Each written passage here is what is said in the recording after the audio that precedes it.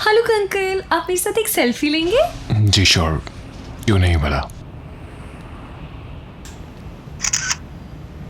आप नाज़ली की वजह से परेशान हैं? हाँ बेटा, तुमने सीट बेल्ट पहनी है ना? जी अम्मी। गुड। सेलिन बेटा, बहुत हो गया, अब बस कर दो। पोस्टेड। तो कब करें प्रॉपर प्रपोज? सेलिन, इस सवाल का क्या मतलब है? क्या नाज़ली ने तो प्रपोजल ही खराब कर दिया आपका अम्मी। वैसे मेरे पास एक प्लान बी भी है अभी बाकी। ओह, सो रोमांटिक। सेलिन, छोड़ दो इस फोन को, छोड़ दो अब।